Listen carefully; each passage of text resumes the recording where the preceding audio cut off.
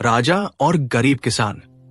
भाग एक गरीब किसान की दुनिया। बहुत समय पहले एक समृद्ध राज्य में एक राजा राज करता था। वो अपने महल में विलासिता का जीवन जीता था, जबकि उसके राज्य के गरीब किसान मुश्किल से अपना गुजारा कर पाते थे। उन्हीं किसानों में से एक था रामू, जो अपनी पत्नी सरिता और 2 बच्चों के साथ एक छोटे से गांव में रहता था। रामू ईमानदार और परिश्रमी था, लेकिन उसकी गरीबी उसे हमेशा सताती रहती। उसकी एक छोटी सी खेती थी, जिसमें वो कठिन मेहनत करता, फिर भी फसल इतनी नहीं होती कि पूरे साल चल सके।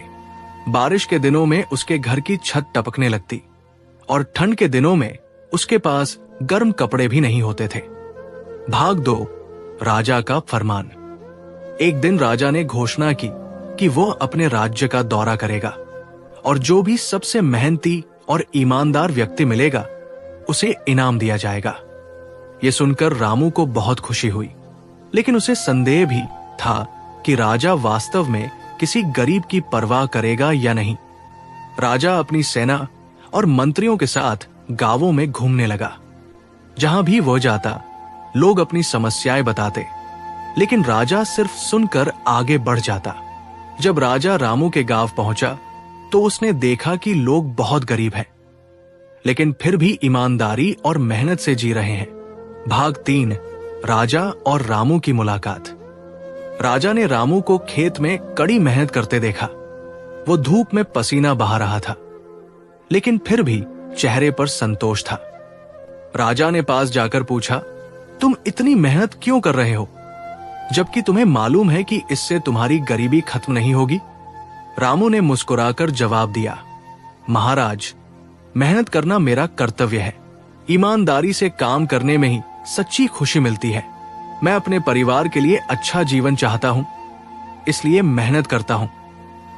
राजा उसकी बातों से प्रभावित हुआ और बोला, अगर मैं तुम्हें ढेर सारा सोना दे दूं, तो क्या तुम काम करना छोड़ दोगे?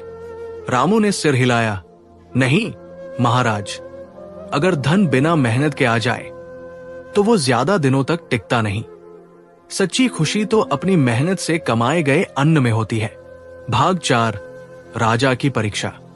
राजा को रामू की ईमानदारी परखनी थी, इसलिए उसने एक योजना बनाई। उसने एक सैनिक को भेजा और रामू से कहा, राजा ने तुम्हारे खेत के पास खजाना गाड़ा है, जाओ और उसे खोदकर निकाल लो, वो अब तुम्हारा है। रामू कुछ देर सोचता रहा, फिर उसने जवाब दिया, मुझे अपने खेत में मेहनत करनी है, खजाना खोदने में समय क्यों बर्बाद करूं? यह सुनकर राजा बहुत खुश हुआ।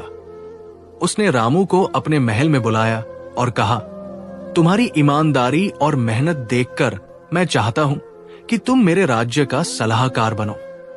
क्या तुम इस पद को स्वीकार करोगे? रामू ने विनम्रता से कहा, महाराज, मैं एक किसान हूं। मैं वही काम करना चाहता हूं जो मुझे पसंद है। अगर आप मेरी मदद करना चाहते हैं, तो कृपया हमारे गांव के किसानों के लिए बेहतर व्यवस्था करें। भाग 5, न्यायप्रिय राजा। रामू की बातों ने राजा को सोचने पर मजबूर कर दिया। उसने तुरंत आदेश दिया कि किसानों के लिए नई योजनाएं लागू की जाएं। कर कम किए गए, सिंचाई के लिए नहरें बनवाई गई और गरीबों के लिए अन्न भंडार खोले गए।